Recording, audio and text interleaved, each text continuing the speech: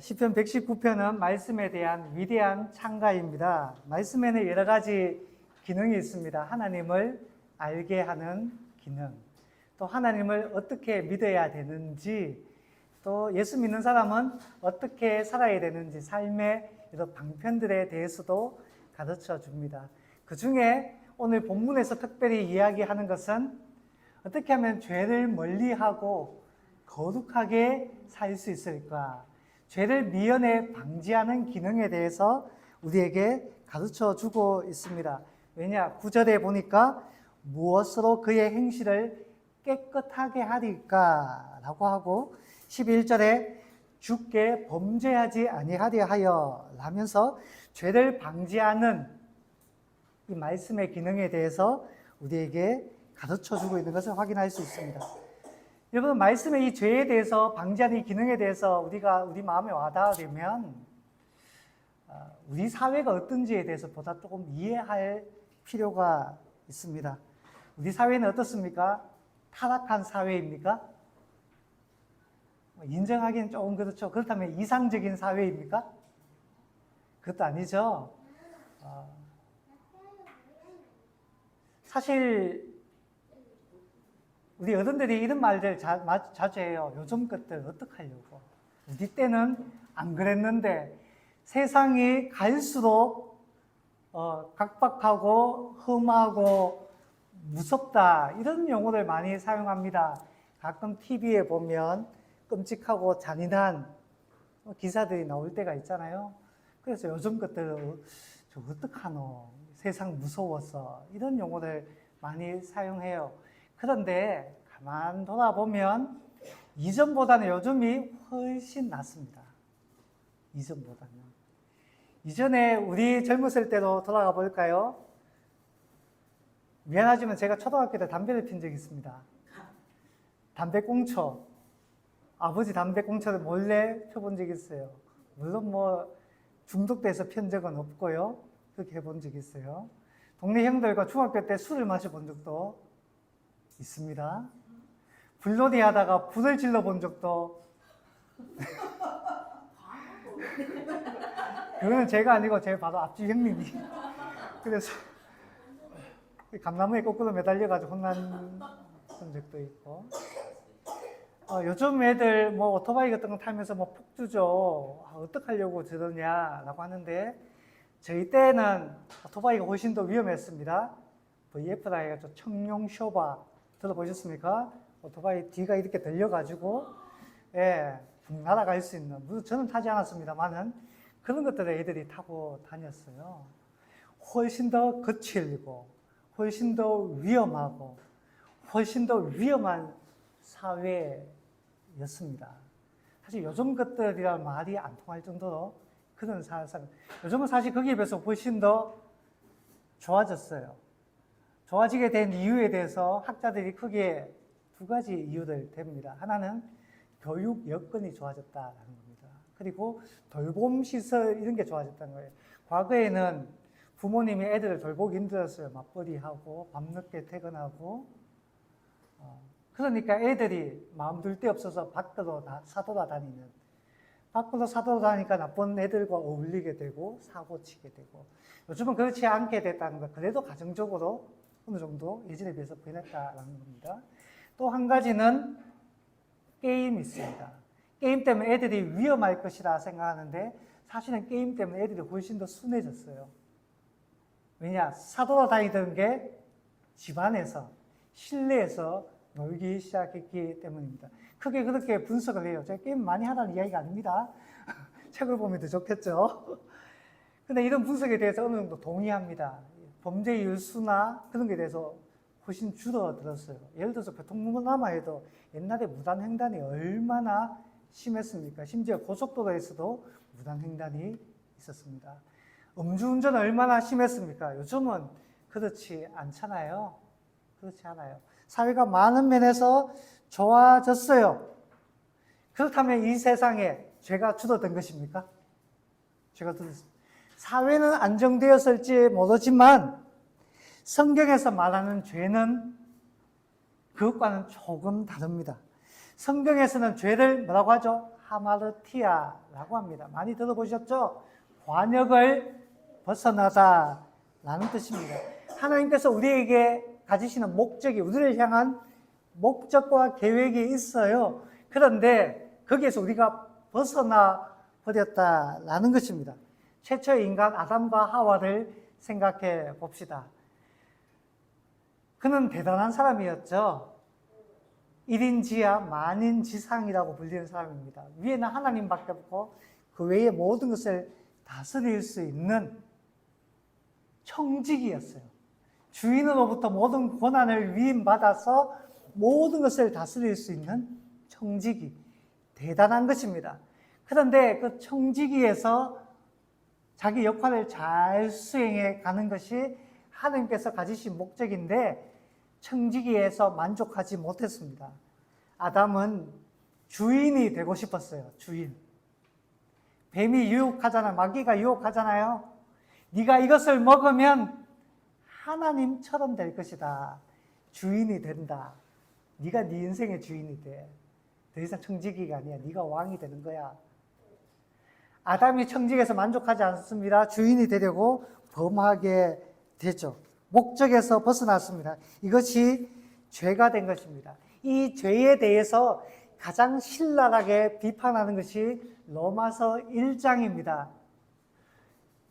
세상 온갖 종류의 죄에 대해서 비판하는데 그 중에 두 가지만 잠깐 언급할게요. 하나는 이 죄인들이 하나님을 자기 마음에 두기 싫어했다라고 이야기합니다.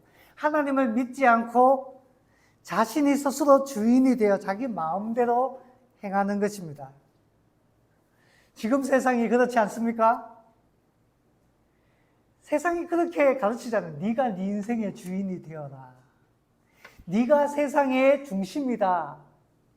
네 인생의 왕은 너야.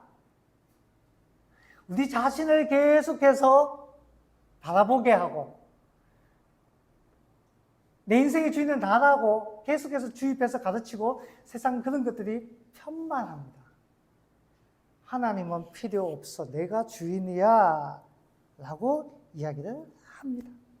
자, 두 번째 지적하는 것은 순리를 영리로 쓴다라고 말합니다. 물은 높은 곳에서 낮은 곳으로 흘러야 돼요. 그게 순리입니다.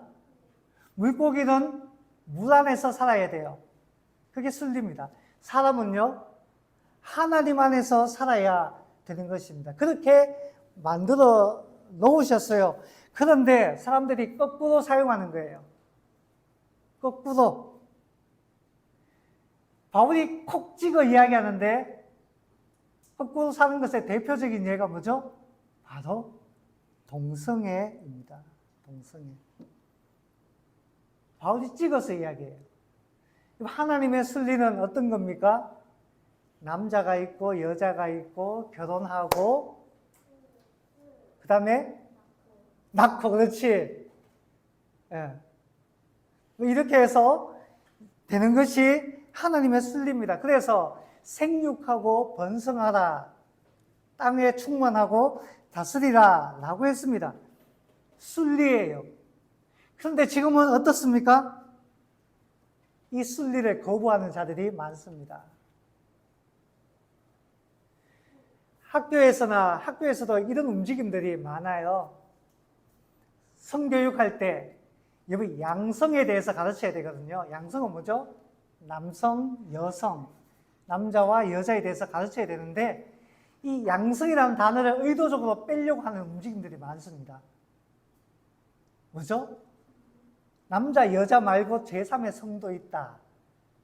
제3의 성은 뭐죠? 미안합니다. 트랜스젠더나 그런 여러 가지. 그래서 여자와 여자끼리 결혼하고 남자와 남자끼리 결혼하는 그런 일들이 세상에 이제는 많이 벌어지고 있고 우리 사회에도 그런 일들에 대해서 끊임없이 문을 두드리고 있습니다.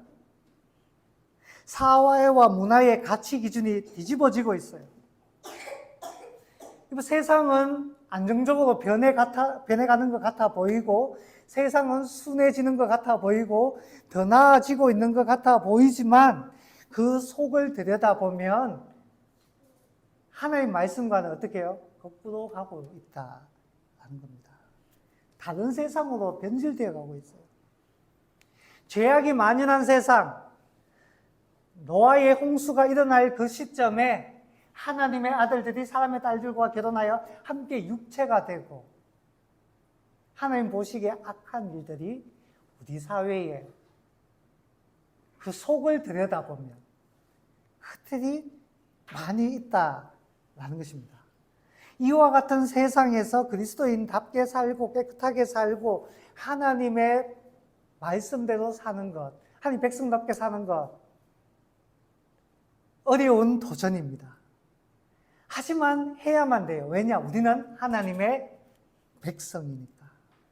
그렇다면 어떻게 해야 이겨낼 수 있을까요? 어떻게 해야 승리할 수 있을까요? 뭐라고 이야기하죠? 9절에 주님의 말씀만 지킬 따름이니다. 말씀을 지키면 된다는 겁니다. 그리고 11절에 뭐라고 하죠? 주의 말씀을 내 마음에 두었나이다. 그래야 범죄하지 않고 깨끗한 거룩한 삶을 살 수가 있다라는 겁니다. 자, 그런데 여기서 한 가지만 봅시다. 9절 말씀 시작할 때 뭐라고 이야기하죠? 청년이. 그러니까 이 말씀은 누구에게 하는 말입니까? 청년이. 여러분, 여기에 청년이 있습니까? 유생이 놀라신다. 다 청년입니까? 아, 그렇죠. 사회 통념상으로는 우리 윤서는 이제 얼마 남지 않았는데 사회 통념상 청년은 몇 살부터입니까? 18세부터입니까? 예, 보통 일반적으로 뭐 성인이 되었을 때 투표권을 행사할 수 있으면 청년이다 이렇게 보죠. 그때부터 해서 20, 30대를 일반적으로 청년이다라고 이야기를 합니다. 그런데 여기서 말하는 청년이 20, 30대를 이야기하지 않는다는 것은 어떻게 확인할 수 있느냐? 우리 사회를 통해서도 저희 본가가 있는 시골에서는 몇 세까지 청년 문제 아세요? 성인인 줄 아세요? 한 65세, 보통 65세까지. 저희 아버님도 한 10여 년 전만 해도 청년회 회원이었어요. 지금 80이 훨씬 넘었었지만. 요즘 올라간 것 같아요. 한 75세, 70세까지 청년회에 속하는 것 같습니다. 여러분, 청년이란 무엇입니까? 저는 그렇게 생각해요. 청년이란 길들여지지 않은 사람이 청년이다. 길들여지지 않은 사람. 뭐냐? 아직 내가 하고 싶은 게 있는 거예요. 청년입니다. 아직 원하는 게 있어요. 청년입니다. 내 속에 욕구와 욕망이 아직도 꿈틀대고 있습니다. 청년이에요. 내 인생의 주인이 내가 되고 싶어요. 청년입니다. 그런 게 청년이에요. 나이와 상관이 없는 거예요. 청소년들도 그렇다면 청년인 거예요. 여러분, 아무 바라는 것도 없고 아무런 욕구도 없고 그냥 시키면 시키는 대로 살고 해가 뜨면 떠는구나, 지면 지는구나. 그냥 말씀대로 그냥 순종하며 산다 그러면 그 사람은 저는 두 가지 중에 한 가지라고 생각합니다. 첫째는 뭐죠? 성인, 성자. 그리고 두 번째는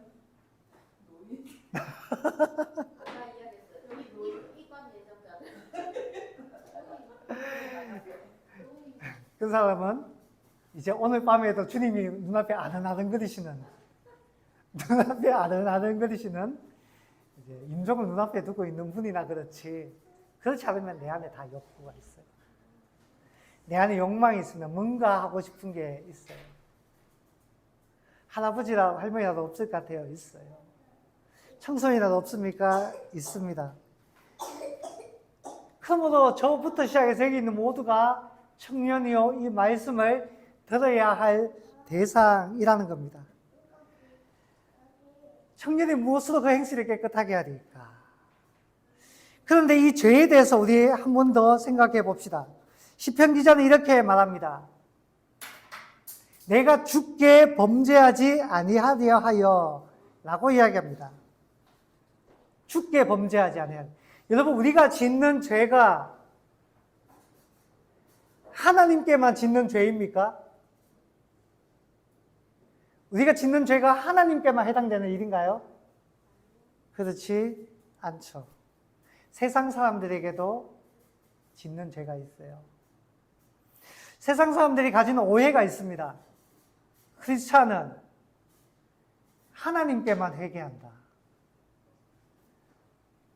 흔히 하는 이야기가 있잖아요. 새벽 기도 갔다 와서 집으로 가는 길에, 물론 옛날 이야기입니다만은, 남의 집 지붕에 있는 호박 한 덩어리 따가지고 가서 먹고, 다음날 교회 와서 또 회개 기도하고, 그 다음에 가면서 또 따먹고, 그런 이야기들이 많이 있었어요.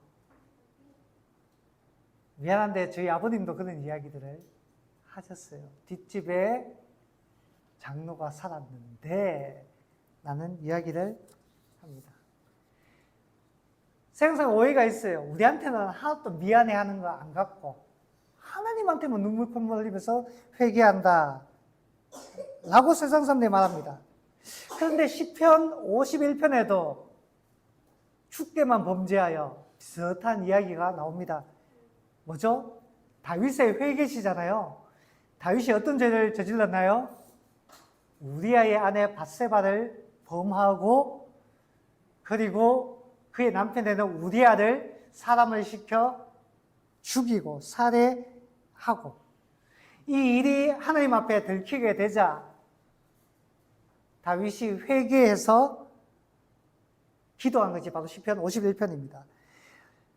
세상 모든 사람의 손가락질을 받을 만한 죄악을 저질렀어요.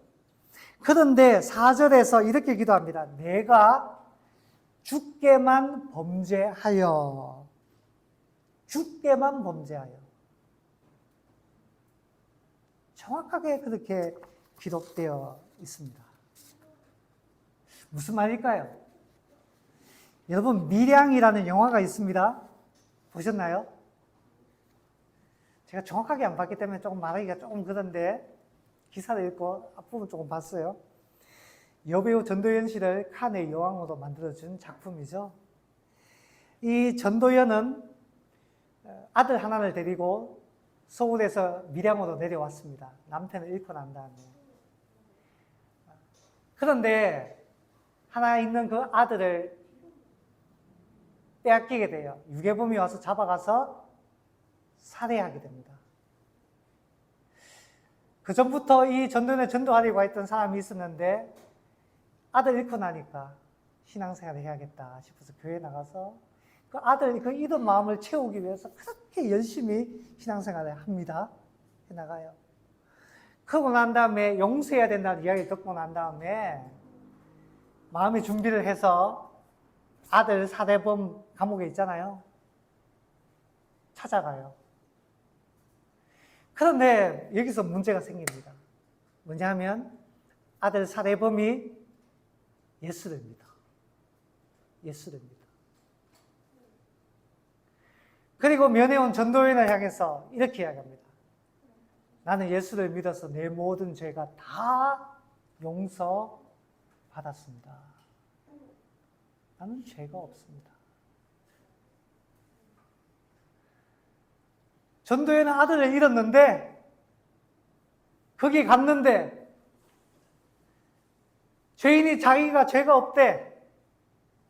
하나님 앞에 회개했대. 그때 전도연이 오열하고 울부짖죠. 하나님 어떻게 그럴 수 있어요? 하나님 어떻게 그럴 수 있어요? 내가 아직 용서 안 했는데 내가 용서 안 했는데 어떻게 하나님이 그렇게 용서해 줄 수 있어요? 전도연의 그 울부짖음이 결국 칸의 여왕으로 만들어주게 된 것이죠. 사실 하나님께서 그 범인을 용서해 준 게 아닙니다. 그 사람만의 착각이죠. 어떻게 전도연한테 회개를 안 했는데 어떻게 하나님께서 용서해 줄 수 있나요? 그런데 우리 크리스찬에게 그런 오해가 있어요. 내가 하나님께만 죄를 지었지, 하나님하고만 해결하면 되었지 라는 마음이 은연중에 우리 가운데 있을 수가 있습니다. 맞나요? 맞나요? 그렇게 하면 안 되는 것입니다. 안 되는 거예요. 자, 다시 다윗을 봅시다. 다윗이 밧세바나 우리아에게 죄책감이 없었을까요? 오해 마시기 바랍니다. 내가 주께만 범죄하여, 이 말은 나의 죄가 하나님을 얼마나 아프게 했는지에 대한 히브리식의 과장법적인 표현입니다. 히브리식 과장법. 여러분, 정말 하나님을 사랑하는 사람이라면 그 사람을 찾아가 진정으로 용서를 빌고 그에 상응하는 값을 치루어야 합니다. 성경은 사람에게 끼치는 해악을 하나님 당신에게 끼치는 죄라고 이야기합니다. 대표적인 예가 있죠. 바울이 그리스도인들을 잡으려고 다메섹을 향해 갈 때 부활하신 예수님을 만나게 되잖아요. 그때 예수님이 바울을 향해 뭐라고 하십니까? 사울아, 사울아, 네가 나를 왜 박해하느냐? 여러분, 바울이 예수님을 직접 박해한 적은 한 번도 없어요. 예수님 있다고 생각 안 하니까, 죽었다고 생각하니까. 바울이 괴롭히고 박해하고 죽여라고 가편투표했는 대상은 예수 믿는 그리스도인들이었습니다. 근데 주님은 왜 나를 박해하느냐? 내 마음이 아프다. 내가 힘들다. 내가 괴롭다. 라고 하십니다. 왜냐? 예수 믿는 그 사람들을 박해하는 것이 나를 괴롭게 하는 것이기 때문에. 여러분 기억하십시오. 주님은 우리가 아프면 주님도 아프십니다. 우리가 형제를 사랑하지 않으면, 자매를 사랑하지 않으면 주님은 왜 나를 사랑하지 않느냐? 내가 섭섭하다 라고 하십니다. 우리가 누군가를 괴롭히고 누군가에게 해악을 끼치면 너는 왜 내게 해악을 끼치는 것이냐? 내가 아프고 내가 힘들다 라고 말씀하십니다. 하나님은 모든 세상에 창조주이시오. 그 성경은 우리를 향해, 하나님을 향해 아버지라고 말하고 있기 때문입니다. 우리가 짓는 죄는 내가 죽게 범죄하지 아니하리 하여 라고 하지만 실제로 대부분의 죄는 사람들에게 짓는 죄입니다. 그렇지만 그것이 하나님을 아프게 하는 거예요. 괴롭게 하는 겁니다. 그래서 죄라는 것이 무서운 겁니다. 내가 그 사람과만 해결해서 되는 게 아니에요. 당연하지만 결국은 하나님과도 해결해야 한다라는 것입니다. 여러분, 청년이 거룩하게 되는 비결은 다른 데 있지 않습니다. 주님의 말씀만 따르면 됩니다. 근데 여기서 한 가지 더 생각해 봅시다. 말씀을 따른다라는 것은 무엇을 말할까요? 저는 사실 이 구절이 이전 번역이 더 마음에 들어요. 개역 한글판 번역 기억나십니까? 주의 말씀을 따라 뭐라고요? 삼갈 것입니다. 주의 말씀을 따라 삼갈 것입니다. 삼간다라는 말을 찾아봤어요. 몸가짐이나 은행을 조심한다, 이런 뜻입니다. 또 양이나 횟수가 지나치지 않도록 절제한다 라는 뜻도 갖고 있습니다. 다시 말해 주님 말씀을 따른다, 삼간다, 이 말은 선을 그어놓는다라는 겁니다. 선을 그어놓는다. 내가 이 선 안에서만 살지 선을 넘어가진 않는다라는 겁니다. 선을 넘지 않는다. 그게 주의 말씀을 지키는 거예요. 여러분, 요즘 세상에서 나는 자유하다, 난 자유가 최고야, 예수 믿는 사람들도 주님 안에서 나는 자유하다, 이런 용어를 많이 사용합니다. 자유에 대해서 생각해 봅시다. 자유는 내가 하고 싶은 것을 다 하는 것이 자유입니까? 내 마음대로 하는 것, 누구의 간섭도 받지 않는 것, 그게 자유인가요? 세상은, 그리고 성경은 그것인 자유가 아니라 방종이라고 말합니다. 여러분, 성경에서 말하는 자유는 죄로부터의 자유입니다. 그리고 죄를 무기로 우리를 올가매고 있는 사탄의 권세로부터의 자유를 말합니다. 내 마음대로 하는 것이 자유가 아니에요. 학교 가건 안 가건 자유야. 아니에요. 그건 자유가 아닙니다. 방종입니다. 가족을 돌보든 안 돌보건 내 자유야. 아니, 그건 자유가 아닙니다. 무책임이라고 이야기합니다. 교회에 가든 유흥업소를 가든 좋은 말을 하든 욕설을 내뱉든 그건 내 자유야. 아니요, 그건 자유가 아닙니다. 성경은 내 마음대로 하는 것은 자유가 아니라 죄라고 이야기를 합니다. 여러분, 자신을 깨끗하게 하고 거룩하게 하는 것은 선을 지키는 겁니다. 선을 지키는 것. 선을 지키는 것. 해도 되는 일, 해서는 안 되는 일, 구분하는 거예요. 구분할 줄 아는 겁니다. 여러분, 세상 사람들은 이렇게 말해요. 해도 괜찮아 라고 이야기합니다. 해도 괜찮아. 세상 사람들 이야기합니다. 술 한잔 괜찮아. 마셔도 괜찮아. 많이 경험해 보셨죠? 안 해보셨나요? 저는 많이 경험해 봤습니다. 일도 해봤기 때문에. 괜찮아. 한 잔 정도는 괜찮아. 담배 하나 정도는 괜찮아. 라고 이야기합니다. 세상 사람들이 다 하니까 괜찮아. 라고 이야기합니다. 신호 위반, 다른 사람들이 다 하니까 괜찮아. 라고 합니다. 아니에요. 선을 지켜야 됩니다. 선을. 삼가할 줄 알아야 됩니다. 무슬림들을 보세요. 할랄 음식이라고 해서 허용된 것만 먹습니다. 스스로 삼가는 거예요. 유대인들도 선을 지켜요. 해도 되는 걸 하지 말아야 될 거. 유교 문화도 그렇습니다. 삼가할 줄을 알아요. 그런데 교회는 어떻습니까? 교회는 자유의 물결이 들어와서 무엇이든지 해도 괜찮다라는 생각이 우리 가운데에 들어왔습니다. 제가 천주교 미안한데 가서 한번 충격을 받은 적이 있어요. 제가 군대에서 가서 예수님 믿었다고 했잖아요. 신병교육대에서 교회를 가야 되는데 그때 신병교육대에서는 수요 예배도 있었습니다. 수요일 날 가야 되는데 제가 좀 늦었어요. 훈련하고 마무리하고 간다고. 신병교육대에서 식판 닦기 이런 것도 하거든요.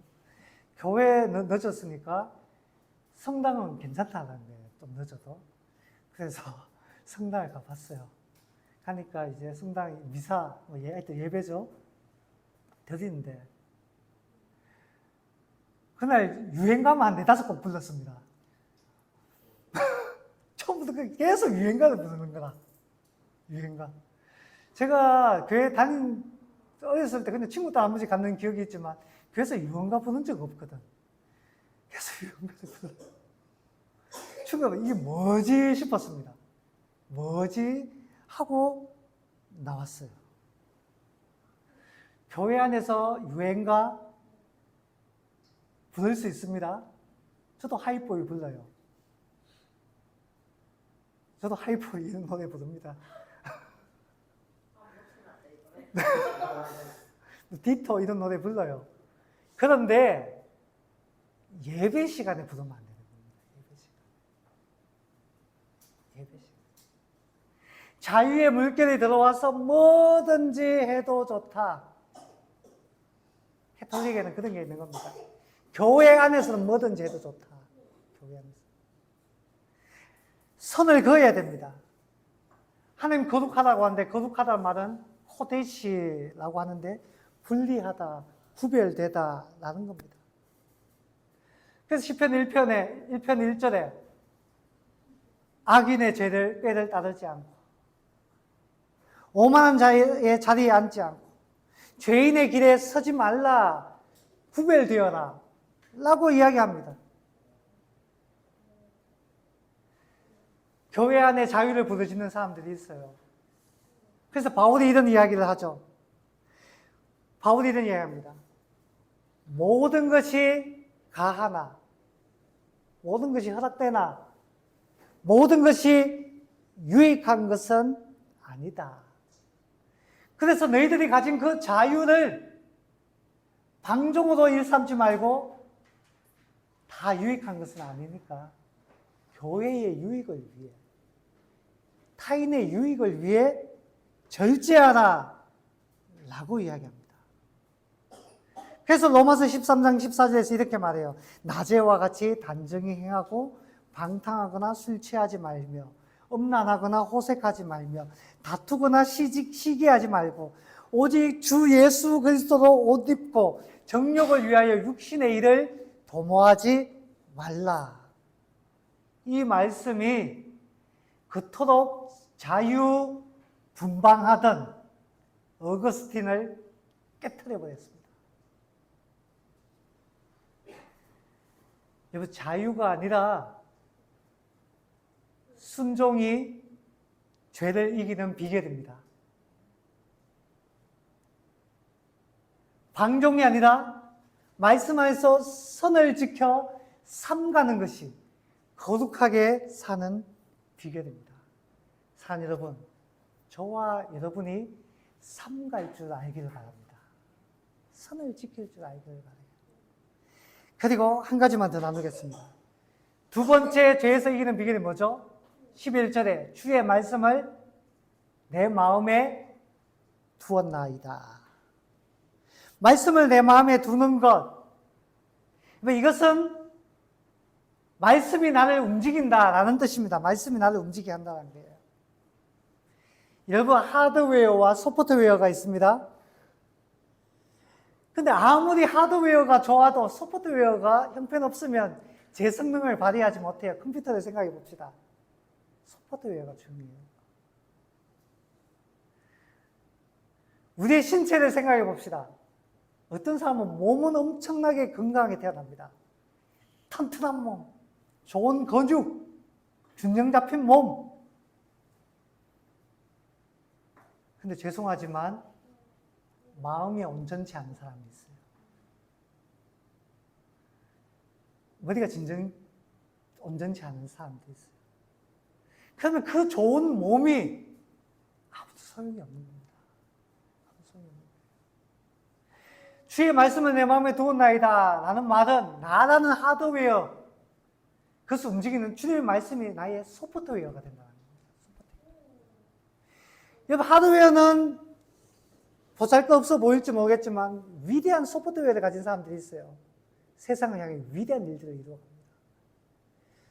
사랑하는 여러분, 주님의 말씀을 나의 소프트웨어로 삼으세요.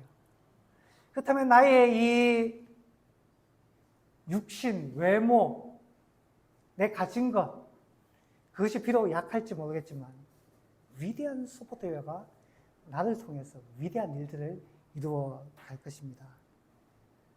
그래서 여러분, 죄와 이기고 세상과 이기는 사람이 되었으면 좋겠어요. 여러분, 말씀이 나의 자양분이 되게 하세요. 말씀으로 말미암아 세상을 이기고 하나님께 영광 돌리는 저와 여러분 될 수 있기를 주님의 이름으로 축원합니다.